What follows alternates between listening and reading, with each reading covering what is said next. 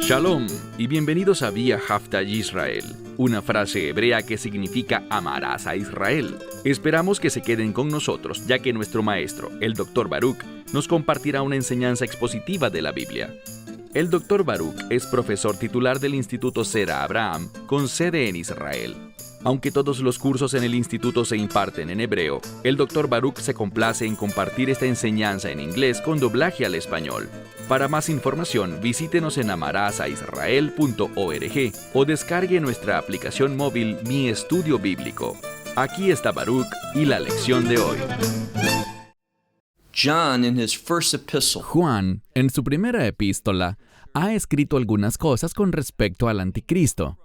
Sabemos por nuestro estudio de la palabra de Dios que cuando la Escritura habla sobre el anticristo, en varias ocasiones en el griego original, lo llama el hombre sin ley, lo que significa que está en contra de la Torá, de la ley de Dios, de los mandamientos de Dios. También sabemos que el espíritu del anticristo es un espíritu de blasfemia. Pero cuando comparamos lo que dice la Biblia sobre el verdadero Mesías, descubrimos que Yeshua, todo lo que hizo, todo lo que enseñó y lo que dijo, trajo honor y gloria a Dios el Padre. Por lo tanto, si somos sus discípulos, vamos a caminar en ese mismo espíritu, en esa misma actividad, en ese mismo comportamiento. El Mesías no está en contra de la Torá. De hecho, la Biblia relata que el propio Yeshua dijo que Él vino para que la ley se cumpliera.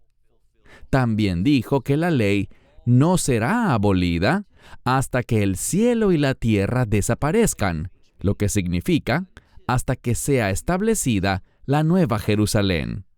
Toma tu Biblia y ve conmigo a 1 de Juan, capítulo 4. Comenzamos este capítulo la semana pasada y lo vamos a completar esta semana mediante Dios.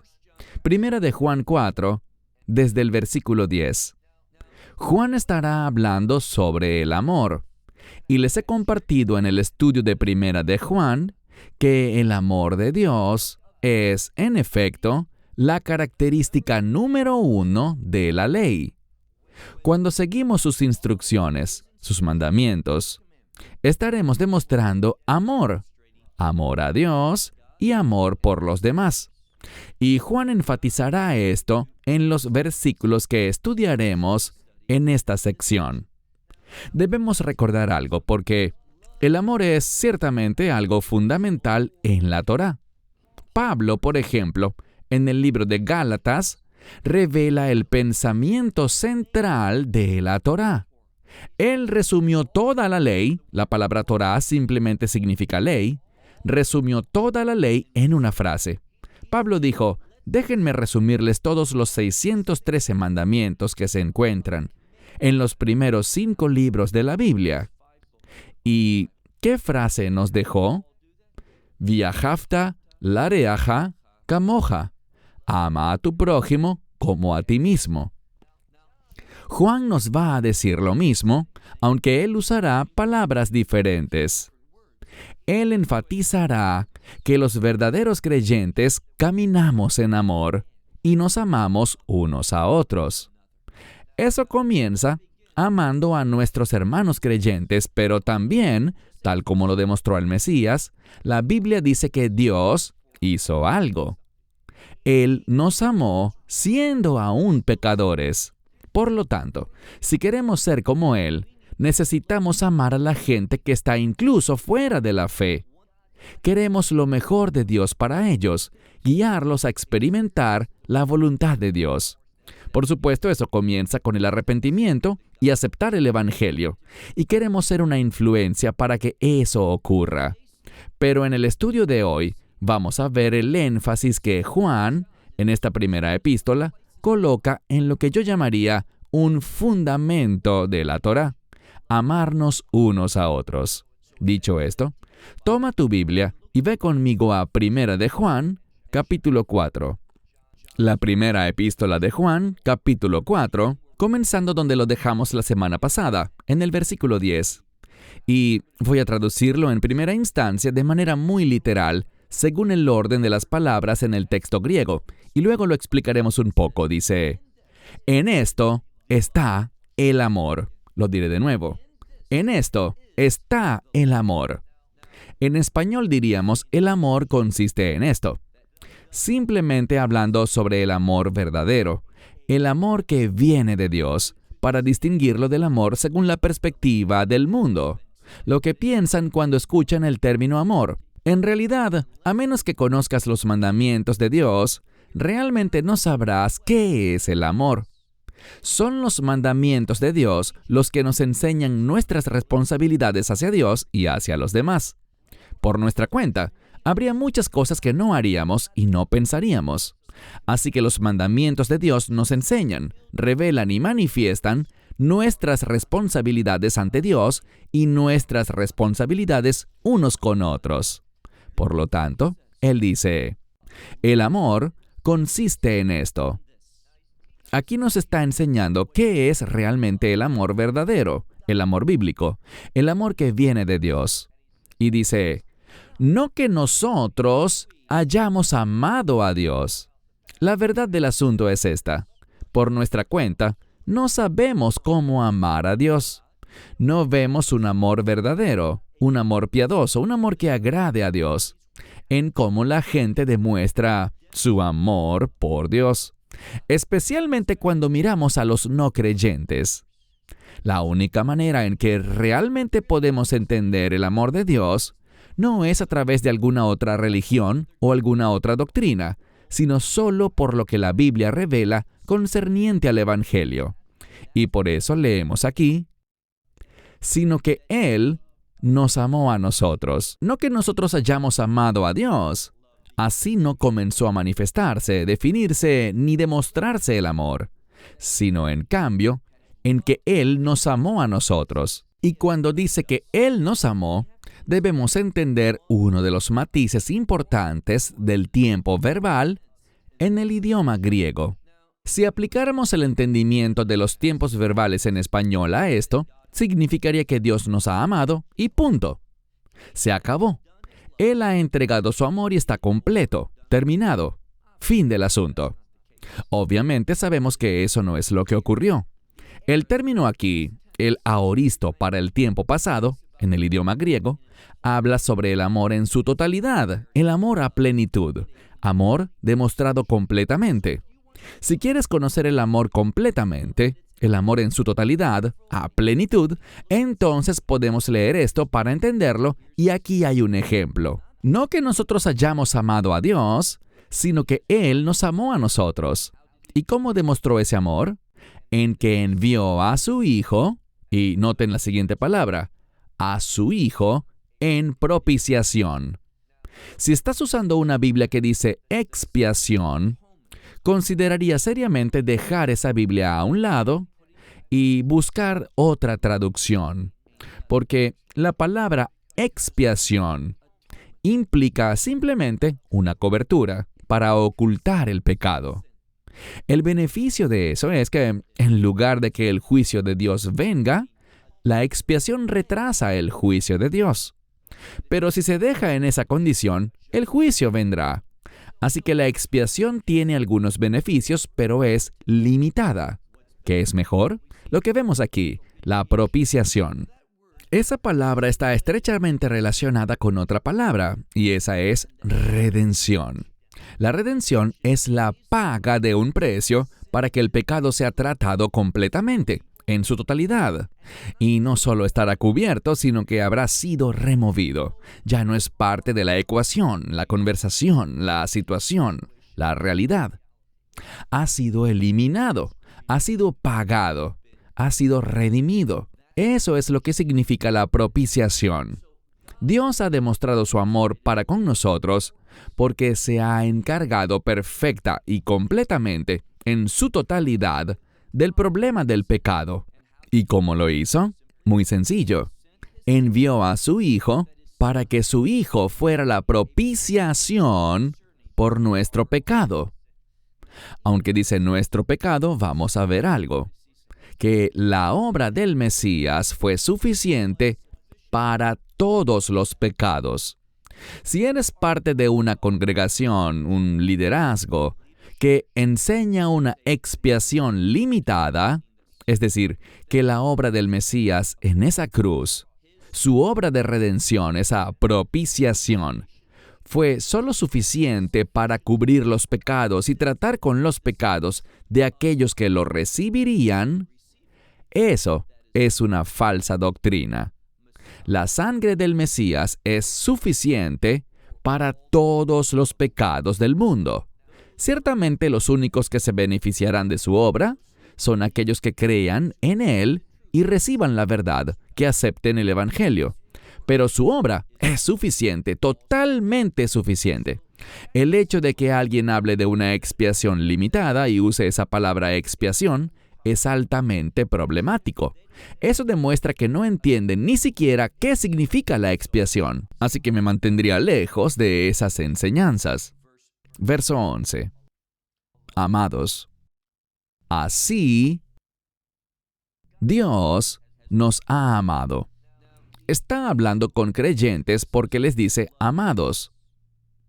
Y aquí, algunos traducen esto como, si Dios nos ha amado así, pero deberíamos entender esta palabra como un ya que, porque Dios ha demostrado su amor para con nosotros, y debido a eso, amados, ya que Dios nos ha amado así, porque nos ha amado perfectamente, y ha tratado con nuestros pecados, siendo la propiciación, la única propiciación por el pecado, dice, también nosotros debemos, unos a otros, amarnos. Seguí el orden literal de las palabras en griego porque cuando hacemos eso, verán, la mayoría de las Biblias dicen debemos amarnos unos a otros, pero aquí dice debemos unos a otros amarnos. El énfasis aquí está en unos a otros. Lo leeré de nuevo para que noten la diferencia. Dice, debemos unos a otros amarnos. La palabra unos a otros aparece antes de amarnos. Y eso es para enfatizar cuán amplio, cuán inclusivo debe ser nuestro amor, no solo por aquellos que son amables con nosotros, ni siquiera solo por los demás creyentes, sino por toda la humanidad. Debemos orar por nuestros enemigos, bendecir a nuestros enemigos y hacer todo aquello que tenga una influencia positiva, piadosa y santa en sus vidas. Queremos ver que nuestros enemigos se arrepienten. Queremos verlos confesar sus pecados y recibir redención para que puedan nacer de nuevo, convertirse en nuestros hermanos y hermanas, para que pasen la eternidad con nosotros, y más importante, con Él, en el reino de Dios. De nuevo leemos, amados, ya que de esta manera Dios nos ha amado, también nosotros debemos, unos a otros, amarnos. Verso 12. La primera palabra del verso 12 es la palabra Dios, pero esta palabra aquí no está siendo usada como el sujeto de la oración. En español tendríamos que traducirlo de manera diferente. Tendríamos que decir, nadie ha visto jamás a Dios. Pero aquí está el problema. En el texto griego, para enfatizar la importancia de lo que Juan está revelando, la palabra Dios viene primero. Es problemático en español, en nuestra forma de pensar. Pero lo que quiere hacer es decir, nadie en ningún momento ha visto a Dios. Ahora, ¿por qué se está colocando Dios aquí de una manera tan enfática? Bueno, esto es lo que tenemos. Las palabras en nadie ha visto jamás a Dios, esa palabra para haber visto a Dios, no es la palabra normal para contemplar algo, ver algo con los ojos. Tiene que ver con entender, tener una comprensión adecuada, una comprensión completa o plena de la situación. Y lo que está diciendo es esto. Nunca, nadie ha comprendido, ha entendido completamente quién es Dios. Pero debemos ver algo más. Aunque leemos, nadie en ningún momento ha entendido a Dios, dice, si nos amamos unos a otros, Dios, el mismo Dios que nadie ha entendido, ese mismo Dios, en nosotros permanecerá. Así que nadie ha visto a Dios, pero este Dios, si nos amamos unos a otros, Dios permanecerá en nosotros. Quiero decirles de qué no está hablando este verso. No está hablando de que Dios venga y se vaya. ¿Cómo lo sé? Porque la Biblia dice que Dios nunca nos dejará ni nos abandonará. Dios no tiene el hábito de estar con nosotros en un momento y partir a otro lugar después. Una vez que entramos en un pacto con Él está con nosotros. El Espíritu Santo no se apartará de nosotros. De lo que se está hablando aquí en cuanto a permanecer, podríamos entenderlo mejor a través del concepto de la unción. La Biblia dice que cuando tomamos decisiones necias, cuando nos rebelamos, cuando nos alejamos de la verdad, de las instrucciones de Dios, ¿qué sucede? Obstaculizamos la obra del Espíritu Santo en nuestra vida. Él no se va, simplemente no se moverá en nosotros. Es una ley. No operará eficazmente. Podemos contristarlo y apagarlo. Podemos estancar la obra del Espíritu Santo en nuestra vida. Eso no tiene nada que ver con que Dios sea soberano. Por supuesto que es soberano, pero ese Dios soberano establece leyes.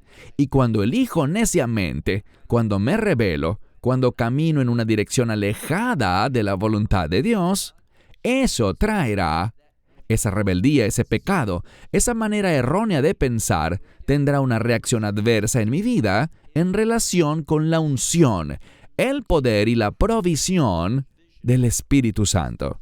Él no me abandona, pero no se moverá tan poderosamente. No obrará porque no le agrada donde estoy, lo que estoy haciendo y hacia dónde me dirijo.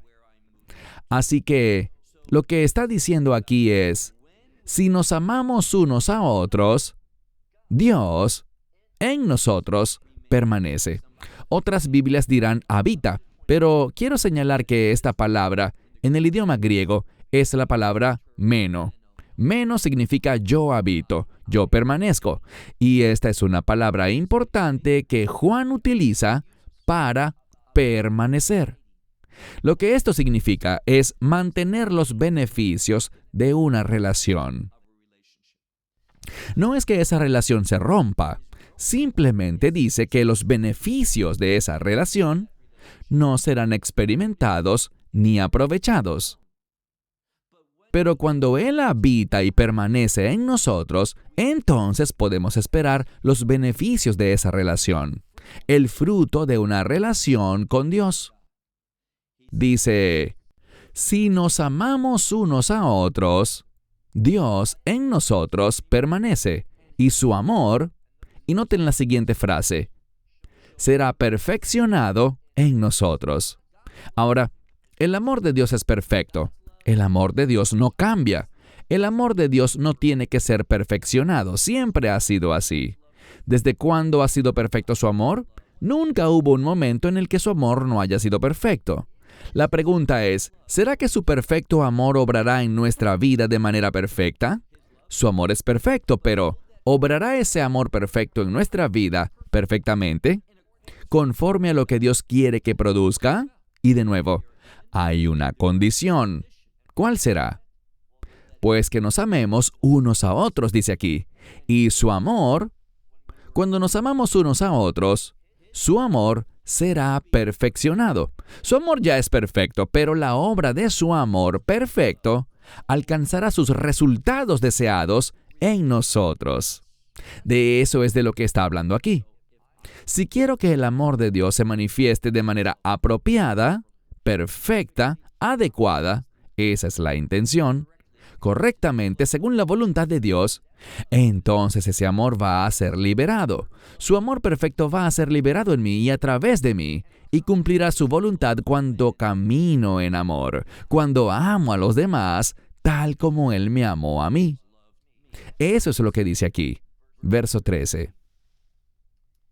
En esta manifestación del amor perfecto de Dios, fluyendo a través de nosotros, siendo usados por Él para amar a los demás, dice, En esto sabemos que en Él permanecemos y Él en nosotros. Insisto, este término permanecer tiene que ver con los beneficios de esta relación. Puedes estar en algún tipo de relación. Esa relación puede ser sólida y vigente, pero puede que no estés recibiendo los beneficios de esa relación porque quizás algo se ha violado, has hecho algo que es incorrecto. Solo cuando te sometes a los términos de esta relación, la relación está vigente, pero solo cuando te sometes a sus términos, los beneficios serán activados y tendrás acceso a todos los privilegios de esa relación. Y eso es lo que está diciendo aquí. Una vez más, verso 13. En esto sabemos que en Él permanecemos y Él en nosotros. En esto, ¿qué es esto? Aquí lo responde, que de su Espíritu nos ha dado. Esto es importante, porque Dios, el Dios viviente, el Dios todopoderoso, nos ha dado a nosotros su Espíritu. No una parte de su Espíritu, ni una porción de su Espíritu, ni un pedacito de su Espíritu, sino su Espíritu, el mismísimo Espíritu de Dios, el Espíritu Santo, mora en mí y en cada creyente. Insisto, podemos contristarlo, podemos obstaculizarlo, podemos comportarnos de una manera que afecte negativamente la unción del Espíritu, pero, como creyentes, Él nos ha dado de su Espíritu. Verso 14. Y nosotros hemos visto. Y esta es una palabra de la que hablamos antes. Hemos entendido, hemos llegado a una comprensión, a una percepción correcta, a la perspectiva adecuada. Hemos visto y testificamos que el Padre ha enviado al Hijo como Salvador del mundo. Recuerden lo que les dije antes. Hablé en contra de este concepto que algunos teólogos tienen, principalmente los calvinistas, acerca de una expiación limitada. Repito, si alguien habla sobre la obra del Mesías en la cruz y usa el término expiación, en realidad no debería hacerlo. El Mesías no aseguró una expiación para nosotros. Él aseguró nuestra redención, una redención eterna. Eso es lo que declaran varios pasajes de la Biblia.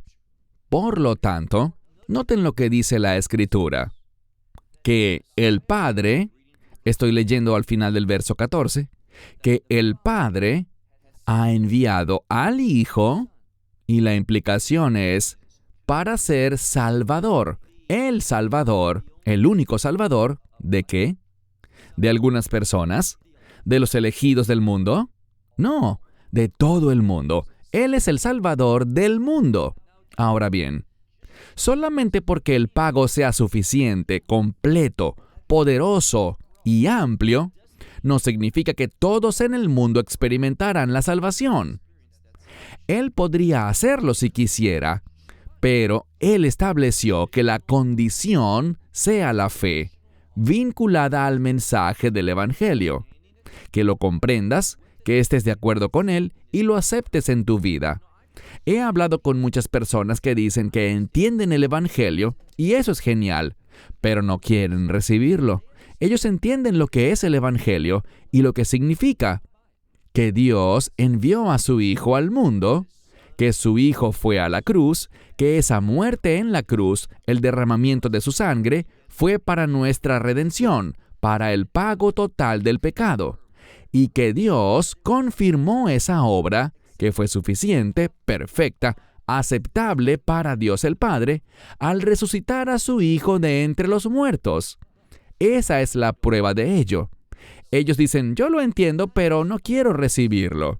Así que aquí no se trata solo de recibirlo, sino de creerlo. Dice aquí, hemos entendido, hemos visto y hemos testificado que el Padre envió al Hijo para ser Salvador del mundo.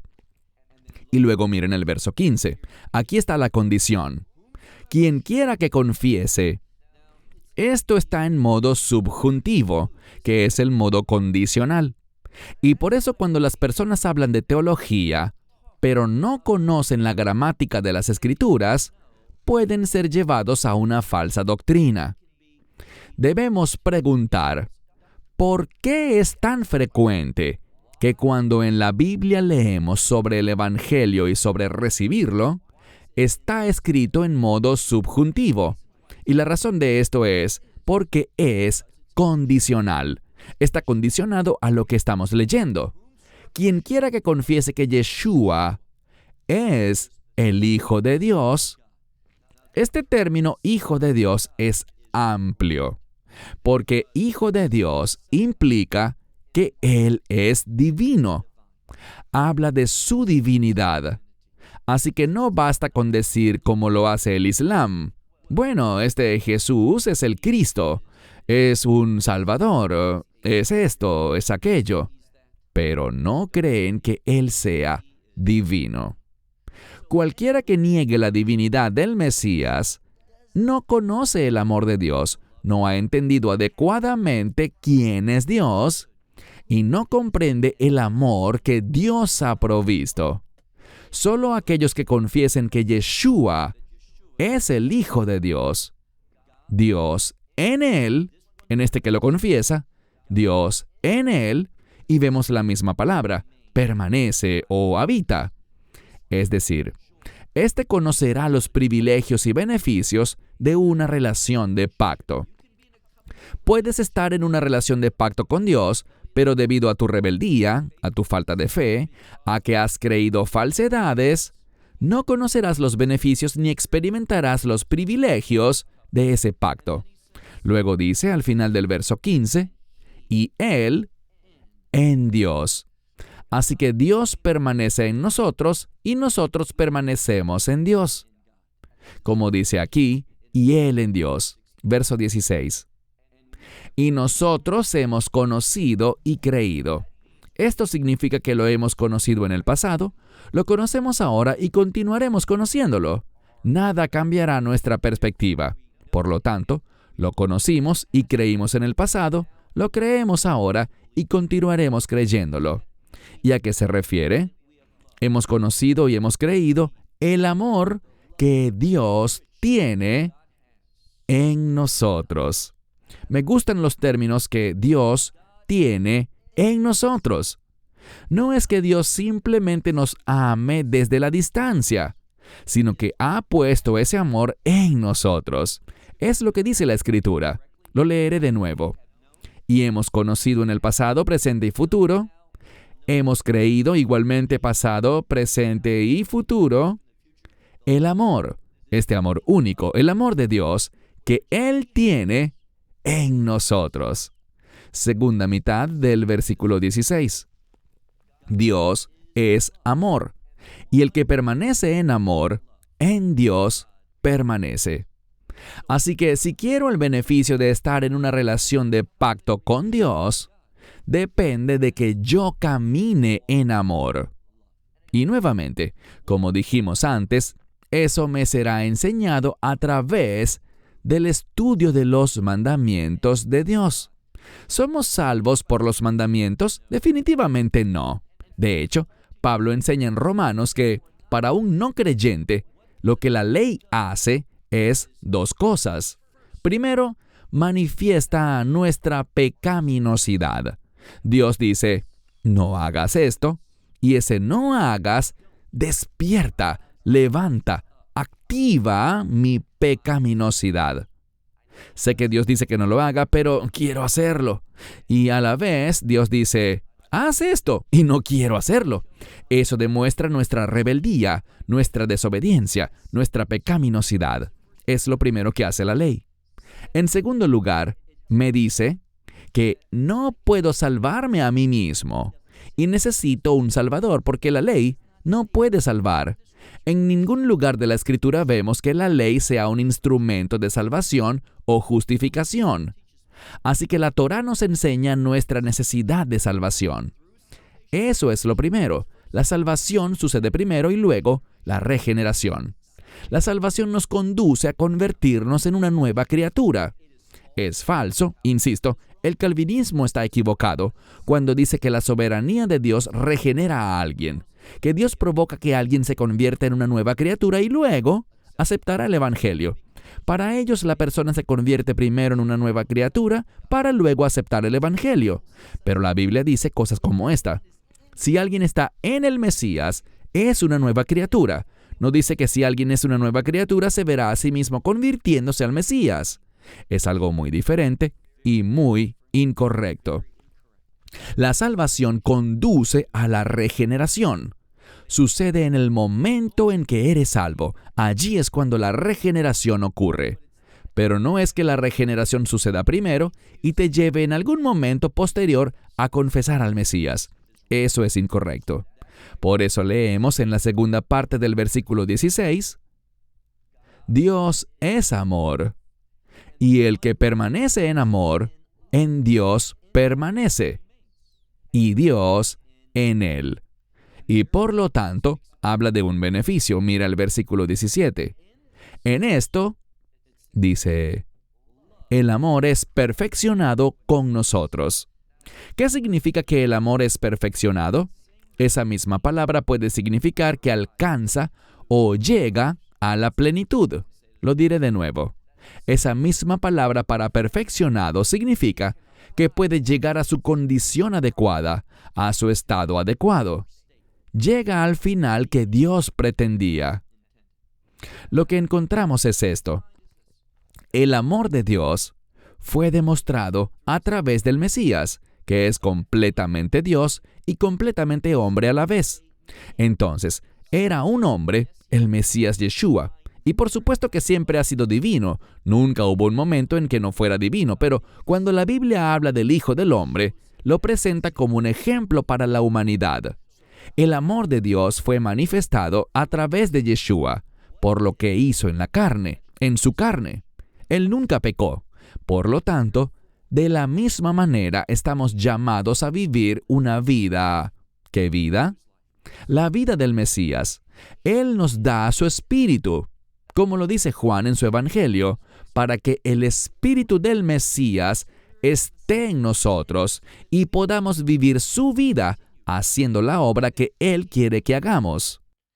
Es cuando actuamos en cumplimiento de su obra, en amor, que el amor de Dios se manifiesta a través de nosotros, y allí es donde alcanza su plenitud, es decir, su propósito profético, lo que Dios pretende que su amor cumpla en este mundo. Es tan importante que dice, con nosotros, y por lo tanto, debido a eso, mira la segunda parte del verso 17, para que tengamos confianza en el día del juicio. El amor de Dios, obrando en nosotros, siendo compartido a través de nosotros, confirma que Él está en nosotros y nosotros en Él.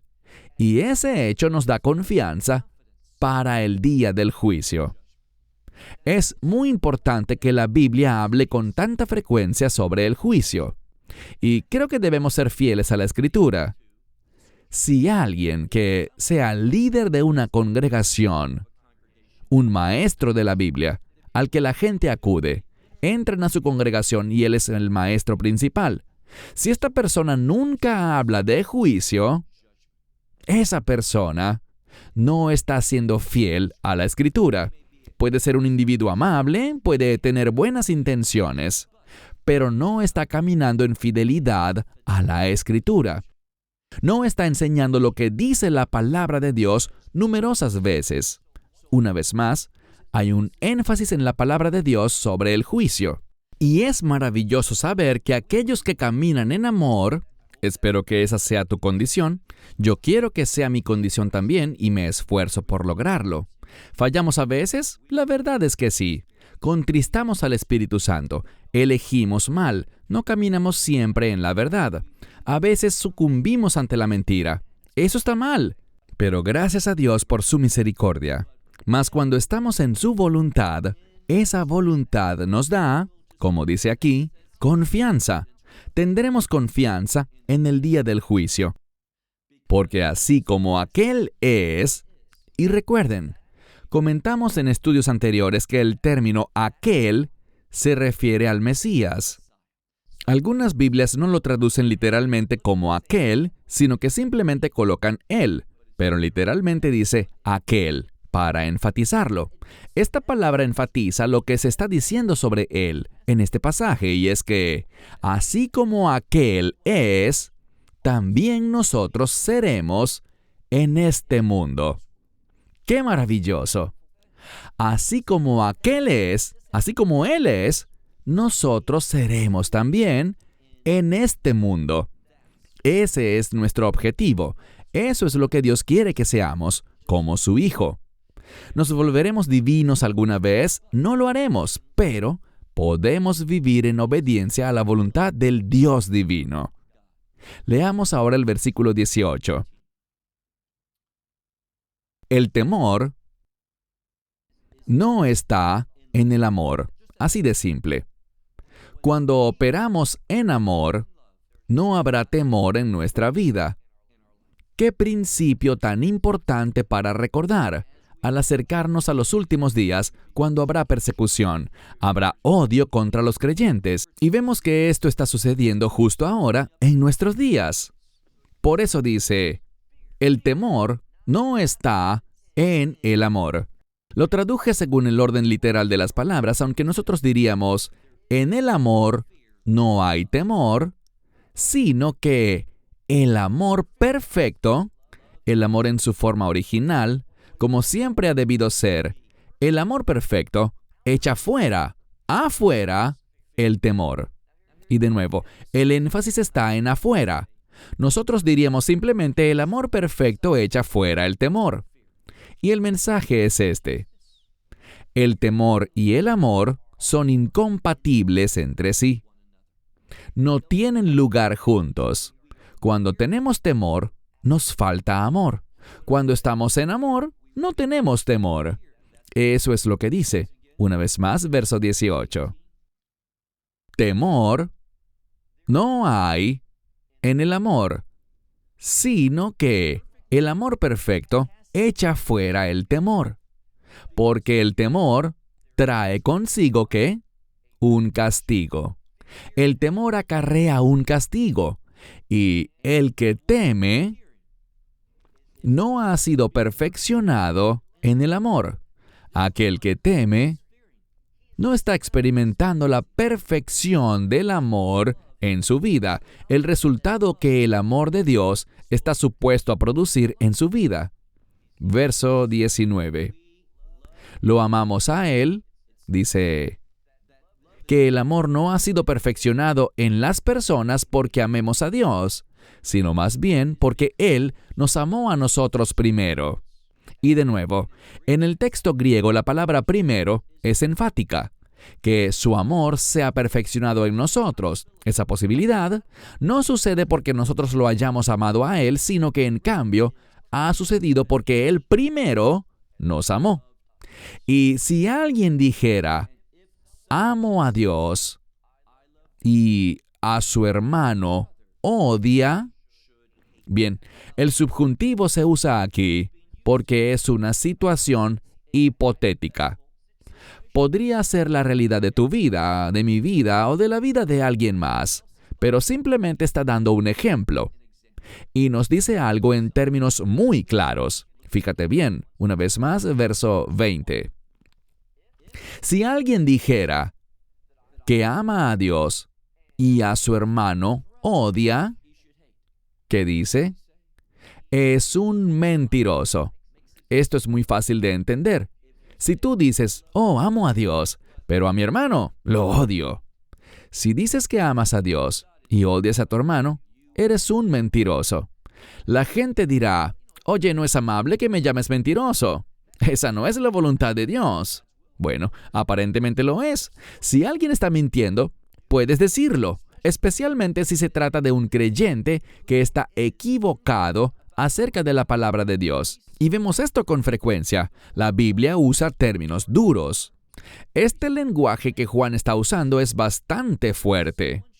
Si alguien dijera, amo a Dios, y a su hermano odia, es un mentiroso, porque El que no ama a su hermano, a quien ha visto, a Dios, a quien no ha visto, ¿cómo será capaz de amarlo? Sabemos lo que está diciendo porque nosotros hemos oído este verso muchas veces, y es simplemente esto. No hemos visto a Dios, no hemos podido comprender completamente a Dios. Así que si decimos que lo amamos, pero odiamos a nuestro hermano, a quien sí podemos ver, eso es todo, estamos equivocados. No estamos caminando en la verdad de la Escritura. Una vez más leemos, porque el que no ama a su hermano a quien ha visto, a Dios, a quien no ha visto, ¿cómo será capaz de amarlo? Versículo 21. Este último versículo, el 21, es muy importante porque nos lleva de vuelta a ese fundamento de la Torá que sostiene todo. Y dice aquí, versículo 21, y este es el mandamiento que tenemos de Él. Lo diré de nuevo. Y este mandamiento tenemos de Él, que el que ama a Dios debería también amar a su hermano. Cuando dice debería, no es una sugerencia. En español podríamos entenderlo así, pero en el lenguaje bíblico está hablando de una condición. Aquel que dice, amo a Dios, leámoslo literalmente. Y este mandamiento tenemos de Él. ¿De quién? De Dios. El que ama a Dios debería amar también, y esto es enfático, también a su hermano. Y amar a tu hermano es simplemente el fundamento de la verdad de la Torá. ¿Y por qué amas a tu hermano? Porque has recibido el amor de Dios. ¿No hemos visto varias veces que la Biblia dice que el amor de Dios, ese perfecto amor de Dios, debe llegar a su plenitud, llegar a lo que debería ser en nuestra vida? Esto es lo que sucede. Ese amor perfecto de Dios entra en nosotros. Siempre es perfecto. La pregunta es, ¿tendrá ese amor perfecto el resultado deseado? ¿Y cuándo sabemos que lo tiene? Cuando amamos a nuestro prójimo, a nuestro hermano, los unos a los otros, así como Dios nos ha amado. Y cuando vivimos así, tendremos un testimonio dinámico. Vamos a manifestar el amor que Dios nos ha dado, y esto traerá grandes beneficios. Esto crecerá, madurará, se fortalecerá y ampliará los beneficios de estar en una relación de pacto con Él. Tomaremos posesión de esos beneficios y de esos privilegios. Cuanto más seamos usados por Dios, más satisfactoria, más poderosa, más iluminadora será nuestra relación de pacto con Dios. Quiero cerrar con esto. La Escritura es clara en que el amor de Dios es esto, que Él envió a su Hijo, su único Hijo unigénito, a este mundo para hacer la propiciación por los pecados del mundo. Eso significa que hay una invitación para ti, para que recibas esta redención y que dejes que Dios obre y destruya tu pecado, para que no haya nada que te impida recibir el amor de Dios, recibir su Espíritu, ser usado por Dios, y cuando Dios determine el tiempo, que Él te lleve a su reino, donde Él está para que estés con Él por siempre. Hay grandes beneficios en experimentar el amor de Dios. Y experimentas esos beneficios cuando demuestras ese amor que Él tiene por ti, cuando lo demostramos unos a otros. Cierro con esto hasta la próxima semana. Shalom desde Israel. Shalom from Israel. Esperamos que te hayas edificado con el mensaje de hoy y lo compartas con otros. Te invitamos a seguir nuestros estudios cada semana por este canal y por el portal de YouTube de Amarás a Israel. También puedes descargar nuestra aplicación móvil gratuita Mi Estudio Bíblico. Finalmente, para obtener más información sobre nosotros, visita nuestra web amarazaisrael.org, donde encontrarás otras conferencias de Baruch en audio, video y texto. Hasta el próximo programa. Que el Señor te bendiga en Yeshua HaMashiach, Jesús el Mesías, mientras caminas con Él. Shalom desde Israel.